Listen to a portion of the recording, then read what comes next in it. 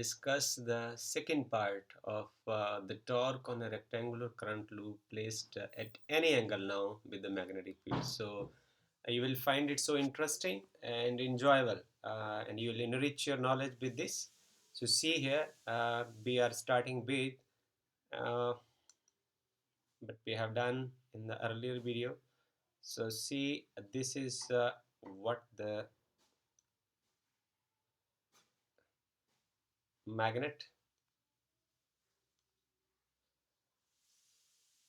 Take some time to draw the diagram again and again. So this is your south pole. This is the way you apply the magnetic field. This is north pole and this is south pole. Okay, so now you are placing your current loop now in this way. Your current loop, you have placed your current loop in this way. It is like this. So you are making some angle like this. Okay, so these are the ends of the loop. ये इसका A and हो गया, ये B and हो गया, ये C and हो गया, ये D एंड हो गया, और इस तरीके से आपने इसको बैटरी के साथ जोड़ा है. Okay, this is producing the current is going like this. सारा बाकी डायग्राम वैसे का वैसा ही है, जस्ट आपने कुछ नहीं किया, सिर्फ इसको एंगल आपने पर अरेंज कर दिया है. और मैग्नेटिक फील्ड वैसे क्या वैसा ही है, वो हॉरिजॉन्टल डायरेक्शन में, एक्स डायरेक्शन में, के direction, whatever direction you will choose, an horizontal direction में, horizontal plane of the paper में ही रहेगा.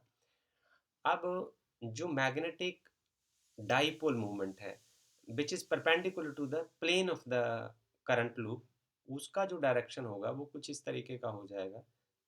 ये है जो आपका रेक्टेंगुलर लूप है, उसका सेंट्रल एक्सिस होगा. तो अब ये है direction of magnetic field. It is so interesting. अब जो मैग्नेटिक डाइपोल मूवमेंट है, it is at certain angle theta with this applied magnetic field. So now here in this case you have to study the torque created on the central axis of the current loop. So this is our problem now. इसके लिए हम क्या करेंगे, हम सबसे पहले वही torque कभी आपको निकालना है तो टॉर्क का तो फार्मूला यही रहता है ना, torque is equal to R vector cross F vector. तो सिमिलरली जैसे ही हम इसमें करेंगे, पहले हम लिखेंगे ए बी और सी डी. सो उसके लिए तो सिचुएशन चेंज नहीं हो रही है. ए बी और सी डी के लिए जो एंगल है, जैसे ऐसे आप देखिए, जो सिमिलरली जो एफ वन है, मैग्नीट्यूड ऑफ एफ वन, इसको दोबारा करने की ज़रूरत नहीं है. F1 is equal to F2, it will remain the same. I length is equal to B, and this is B, and sine of 90 degree ही रहेगा. So ये दोनों बराबर रहेंगे, I, B, and this is applied magnetic field. So there is no change at all. ये expression वैसा ही रहेगा. अब ये देख लीजिए, पहले हमने यहाँ निकाला था इसको. So in the previous video this is I, B and B, because it will strictly remain the same. So now I am here. So now we will see for the side BC, for line segment.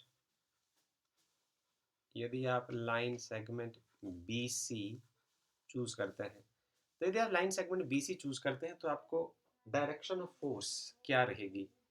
सो ये आपने देखना है. मैं इसको explain करने के लिए क्या करता हूँ, मैं ये मान के चलता हूँ कि आपका जो, इसको आपने 90 डिग्री पर ही मोड़ दिया है. मतलब इसको मैं ऐसे करके कंसिडर करता हूँ, ऐसे करके. ओके, अब ये डायरेक्शन ऑफ मैग्नेटिक फील्ड है, एंड सॉरी,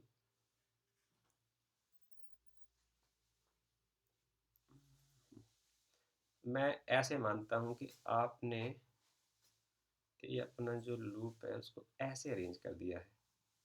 ओके, ना ये है आपके फील्ड की डायरेक्शन और ये है आपके करंट लूप की डायरेक्शन. करंट लूप जो है,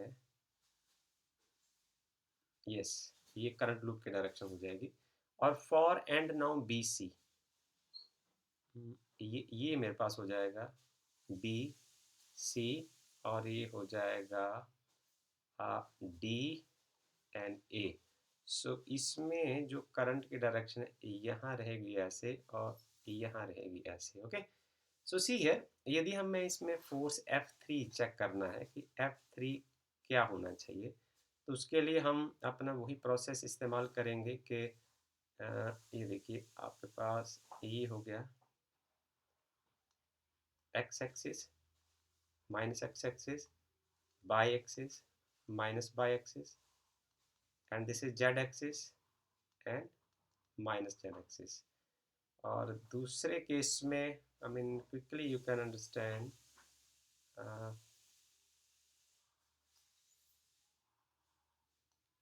so this is x, z, y, minus z, minus x and minus y।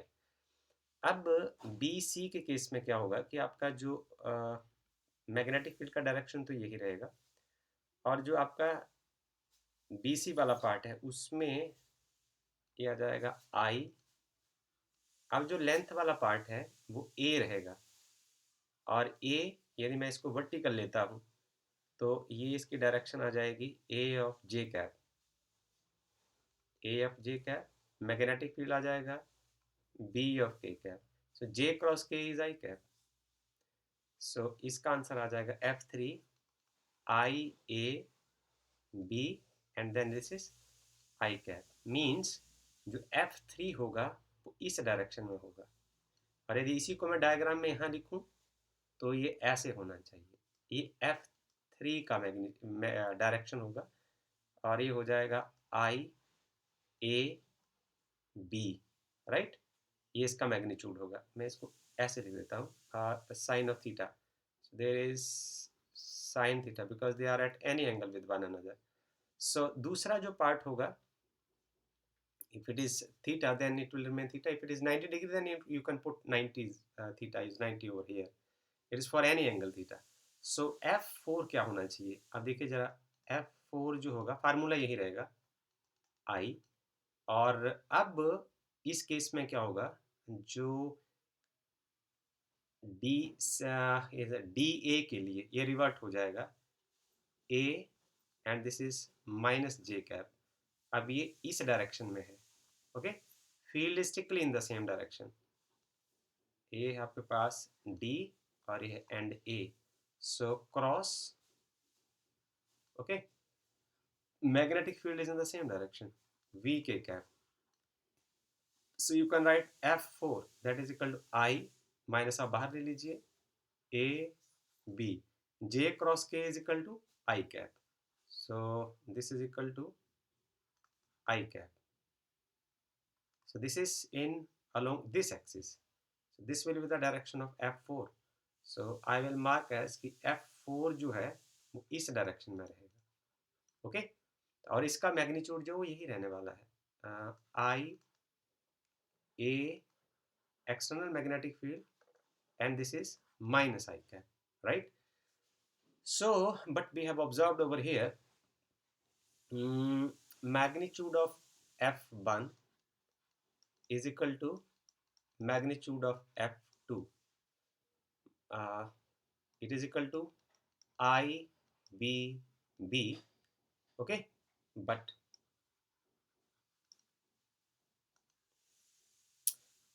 both these forces have different line of action, इनका जो लाइन ऑफ एक्शन होगा F1 F2 का different है, but and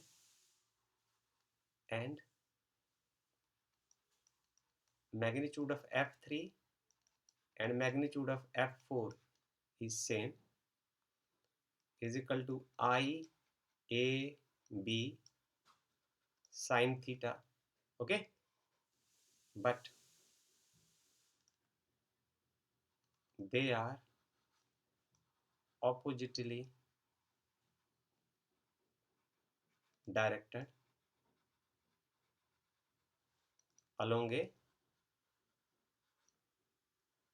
same line.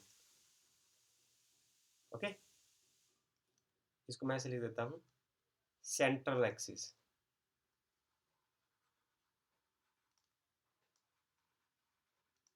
of the loop, so they cancel each other. ये दोनों एक दूसरे को कैंसिल कर देंगे. You are left with now. अब आपके पास क्या बचा है, जरा गौर से देखिए. अब आपके पास सिचुएशन कुछ ऐसी है. आपके पास प्रीवियस सिचुएशन क्या थी? प्रीवियस सिचुएशन आपके पास ऐसी थी. This situation was like this earlier. F1 था, F2 था. This was the direction of magnetic field and this was the direction of dipole moment, magnetic dipole moment. अब क्या हुआ, आपने किसी एक एंगल के ऊपर एट एनी एंगल थीटा इसको आपने perpendicular to the plane of the paper. So there is angle theta, sorry, this is magnetic, new magnetic dipole moment. It is shifted to this position. This means now this is the angle 90 degree once again with the plane of this with the plane of the rectangular coil. So you are left with this angle. If this angle is theta, this angle is 90 degree minus theta. Okay, so if this angle is theta, this angle is 90 degree, this angle is also theta. So this angle has to be theta. This side is now a by 2, this side is now a by 2. Okay, so now you have to find an expression for the torque in this case. So torque is what? The magnitude of either force and perpendicular distance between the forces. Now see, if this angle is theta, this side will be a by 2 sine theta, and this side will also be a by 2 sine theta. So torque is what? Torque is equal to magnitude of either force, दोनों में से कोई एक force, magnitude of either force into perpendicular distance between the forces, perpendicular distance between the forces. So magnitude of either force is F1 and F2 will remain the same. That is equal to, as I remember it correctly, so this is equal to IB into B from equation number 3 of earlier video. Okay,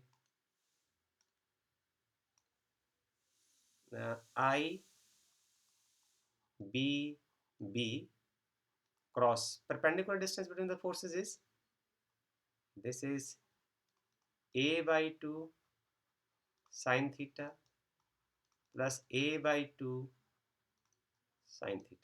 I'm talking about this part and this part. So now torque is equal to IBB cross, this is a sine theta. Okay, now write it some in some order. No. Try to write in some order. Try to write in some order. This torque is equal to I A B B sine theta. Okay, so this AB is equal to the area of the current carrying rectangular loop. So it could be written like this, IAB sine theta. From there on, we will define now this part is here magnetic dipole moment, and it is represented by M. Okay, so you can write it like this, torque is equal to MB sine theta. As you know, AB sine theta is equal to A cross B.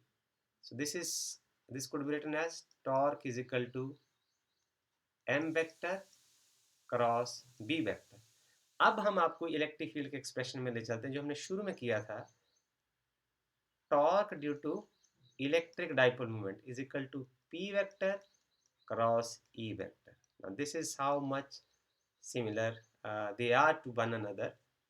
अब इसको वैसे मज़ेदार तरीके से अब और हम discuss कर सकते हैं, पर मेरी मशीन जो है वो ज़्यादा मेरा साथ नहीं दे रही है, तो इसके लिए मैं जो मुझे खेद है। अब आप देखें कि इसके आप स्पेशल केसेस कर सकते हैं कि जो टॉर्क है हेयर, इसको आप लिख सकते हैं वापस फिर तोड़ के M B sine theta. Okay, so आप ये देखिए इसमें if theta is equal to 0 degree हो सकता है, 180 डिग्री हो सकता है, 90 डिग्री हो सकता है। तो ये केस है जब आपका जो मैग्नेटिक मूवमेंट m और अप्लाइड मैग्नेटिक फील्ड जो है वो दोनों सेम डायरेक्शन में होंगे। तो उसमें सिचुएशन आपने देखनी है कि सिचुएशन कैसी होगी कि ऐसे करके जो प्लेट होगी ना वो परपेंडिकुलर होगी। इस केस में मैं कह सकता हूँ कि this is the situation like this. तो आपको ज़्यादा डायग्राम बनाने की दोबारा ज़रूरत नहीं है, ये एक केस है। इस केस में जो मैग्नेटिक मूवमेंट है और मैग्नेटिक फील्ड जो है वो सेम डायरेक्शन में है। तो यदि एंगल 0 होगा then torque is equal to M B sine 0 degree. This mean there is no torque at all. तो इस केस में कोई टॉर्क नहीं होगा। If theta is equal to 180 degree, what will happen then? Torque is equal to M B sine 180 degree, it is still equal to 0।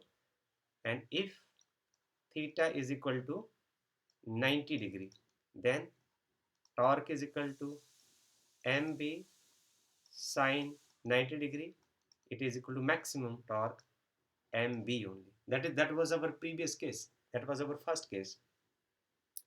So very important part कि जो magnetic dipole movement है वो एक vector quantity है। तो यदि वो vector quantity है, मैं इसको ऐसे लिख सकता हूँ m magnetic dipole movement is I time area. So current is a scalar quantity, तो area has to be vector quantity to represent it as a vector. अब आप इस जस्ट समझें कि यदि आप कोई क्लोज लूप का एरिया ऐसे लेते हैं, so you can write right hand thumb rule. आप अपनी जो फिस्ट है उसको आप ऐसे मोड़ दीजिए in the direction of the current. So जो आपकी जो डायरेक्शन ऑफ थंब होगी वो direction of magnetic dipole movement होगी। तो इस डायरेक्शन में मैग्नेटिक डाइपोल मूवमेंट होगा। और यदि करंट इस तरीके से है, ओके, यदि करंट इस तरीके से है तो आप अपने राइट हैंड थंब के को इसी डायरेक्शन में रखें तो आपका थंब अपवर्ड डायरेक्शन में होगा। तो ये मैग्नेटिक डाइपोल मूवमेंट की डायरेक्शन है। तो यदि जल्दी से आपको करना होगा तो आप ये अंदाज़ा लगा सकते हैं कि मैग्नेटिक डाइपोल मूवमेंट की डायरेक्शन को हम कैसे लोकेट करते हैं। So I will extend my discussion further more. इसका सेक्शन हम और बना लेते हैं।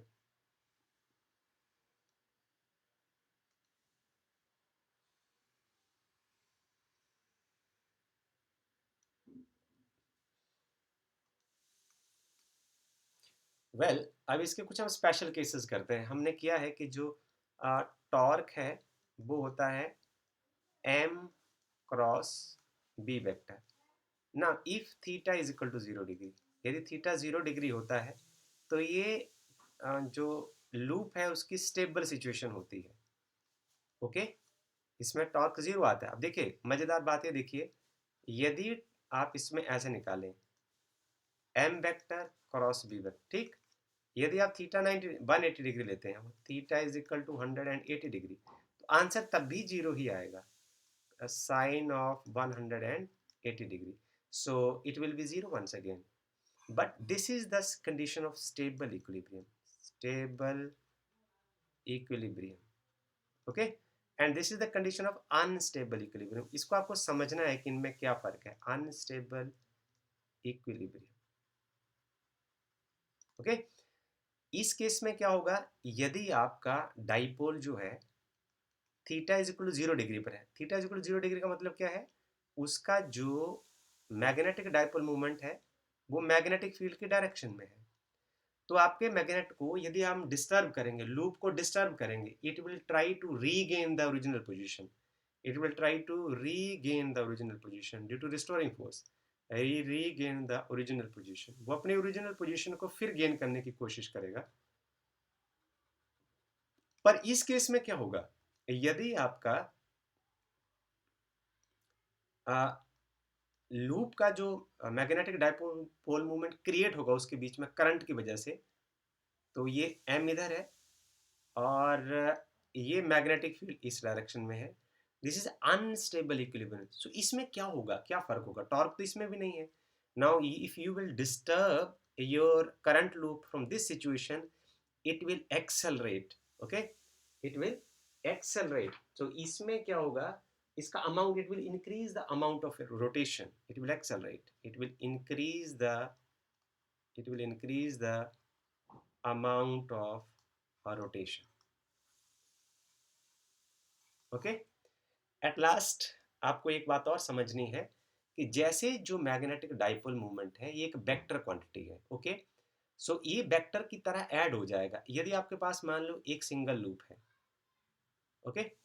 तो सिंगल लूप है तो उसका मैग्नेटिक डाइपोल मोमेंट यदि आप इसको ऐसे लेते हैं, इस डायरेक्शन में है और आप इसको ऐसे करके करेंगे तो इसका मैग्नेटिक डाइपोल मोमेंट की डायरेक्शन ऐसे हो जाएगी। यदि आप इसके साथ अगला रिंग और लेते हैं और सभी में करंट आ रहा है ऐसे ऐसे करके, like in case of solenoid, तो इसमें जो टोटल नेट मैग्नेटिक जो मूवमेंट होगा वो क्या होगा, N time I A. But is N, N is the number of rings, number of rings, आपने जितने रिंग्स चूज किए हैं उनका नंबर है, तो इतने टाइम ये मल्टीप्लाई हो जाएगा, ओके। तो मैं बड़ा लंबा वीडियो अब शायद नहीं बना सकता हूँ क्योंकि मेरा जो सिस्टम है वो हैंग हो जाता है, इसके लिए मुझे यही स्टॉप करना पड़ेगा, नहीं तो मैं इसकी प्रॉब्लम जो है इसके साथ की वो उसको डिस्कस करना जरूर पसंद करता। Now still it is working, so I am now discussing little bit more about this. So magnetic dipole movement m हुआ और एक नई फिजिकल क्वांटिटी आपको समझने में आई है, तो इसके यूनिट्स और डायमेंशनल फार्मूला तो आपको करना जरूर चाहिए। तो इसका जो डायमेंशंस होंगे वो आ जाएंगे, एम्पियर हो जाएंगे और एरिया के एल स्क्वायर हो जाएंगे, ये हो जाएगा इसका डायमेंशनल फार्मूला। और ये जो नई फिजिकल क्वांटिटी आज आपने सीखी पढ़ी, इसके जो यूनिट्स हो जाएंगे यहाँ एम्पियर और एरिया के मीटर स्क्वायर हो जाएंगे। these are the units, okay। So with this I will close the second part of this video. I hope that you have enjoyed every part of this and you are fully satisfied by this. If you do have any trouble, you can write in the comment box. Thank you so much.